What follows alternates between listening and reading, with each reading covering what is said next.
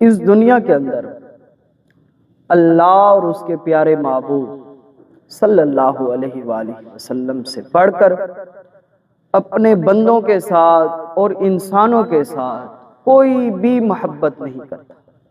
سب سے بڑھ کر اللہ تبارک و تعالی جل جلالہ اپنے بندوں سے محبت فرماتے ہیں، اور اس کے بعد اس کے پیارے محبوب حضرت محمد مصطفیٰ صلی اللہ علیہ وآلہ وسلم اپنے امتیوں سے محبت فرماتے ہیں۔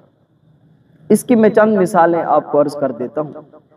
رب کریم کی خاص کرم نوازی بندوں پر یہ بھی ہے کہ بندے چاہے جتنے بھی گناہ کریں، چاہے جتنے بھی نالیکیاں کریں، ان کے باوجود بھی رب کریم کا خاص کرم نوازی ہے بندوں پر کہ وہ اپنے بندوں کا جو رزق کا جو سلسلہ ہے اس کو منقطع نہیں فرماتا، رزق روک نہیں لیتا۔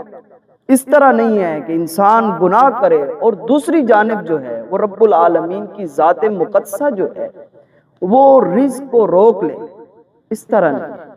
یہ رب کریم کی خاص اپنے بندوں پر کرم نوازی ہے کہ رب کریم جو ہے وہ گناہوں کے باوجود بھی رزق کا جو سلسلہ ہے اس کو منقطع نہیں فرماتا، ہمیشہ کے لیے رزق عطا فرماتا رہتا ہے۔ نحن نرزقہم وإیاہ، وہ جو خالق لم یزل ذات، جو ہماری رزقوں کا حقیقی خالق و مالک ذات ہے، وہ رزق کا جو سلسلہ ہے اس کو منقطع نہیں فرماتا۔ یہ اس رب کریم کی خاص کرم نوازی ہے کہ رحمان رب کریم کا جو اسم گرامی ہے، اور یہ رب کریم کی جو صفت ہے اس کے تحت اللہ تبارک و تعالی جل جلالہ مومنین کو بھی رزق عطا فرما رہا ہے اور کافروں کو بھی رزق عطا فرما رہا ہے۔ یہ اس کی خاص کرم نوازی ہے۔ اور رسول کریم سرور کائنات صلی اللہ علیہ وسلم کی وجہ سے کافروں پر عذاب نہیں آ رہا۔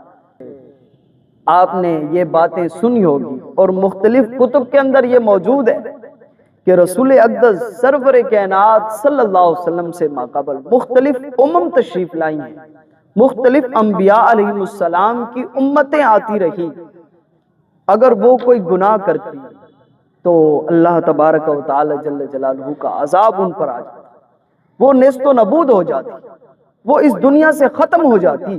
لیکن یہ خاص رب العالمین کی کرم نوازی ہے رسول اقدس سرور کائنات صلی اللہ علیہ وسلم کی امت پر کہ گناہوں کے باوجود بھی ان کی شکلیں چینج نہیں ہو رہی، ان کی شکلیں تبدیل نہیں ہو رہی۔ یہ بھی رب کریم کی خاص کرم نوازی ہے مومنین پر۔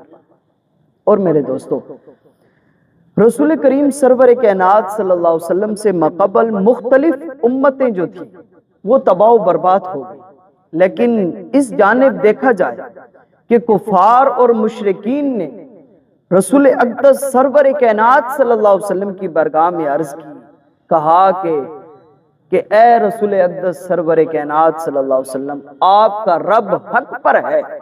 وَإِذْ قَالُوا اللَّهُمَّ إِنْ كَانَ هَذَا هُوَ الْحَقُّ مِنْ عِنْدِكَ فَأَمْطِرْ عَلَيْنَا حِجَارَةً مِنَ السَّمَاءِ۔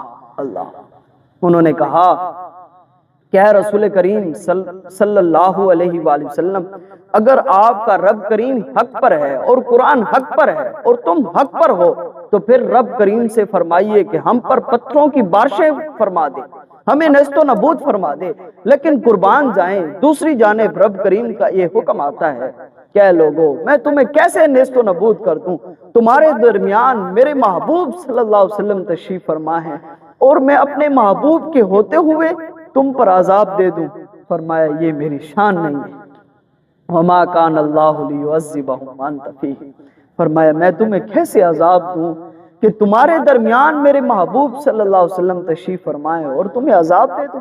فرمایا ایسے نہیں ہو سکتا، میرے محبوب کی وجہ سے چلو قیامت تک تمہاری چھٹی ہے، قیامت تک تمہیں کوئی عذاب بھی نہیں آئے گا۔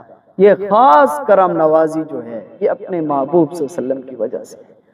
تو گویا اللہ تبارک و تعالی جل جلالہ اپنے بندوں سے بہت زیادہ محبت فرماتا ہے، اپنے بندوں پر بہت زیادہ رب کریم کی محبتیں ہیں، رب کریم کی کرم نوازیاں ہیں، اور اس کے ساتھ میرے اور آپ کے پیارے محبوب صلی اللہ علیہ وسلم کی نسبت کی وجہ سے اللہ تبارک و تعالی جل جلالہ نے اپنے محبوب کی امت کو کنتم خیر امت اخرجت للناس، لوگوں میں سب سے بہترین امت فرمایا ہے۔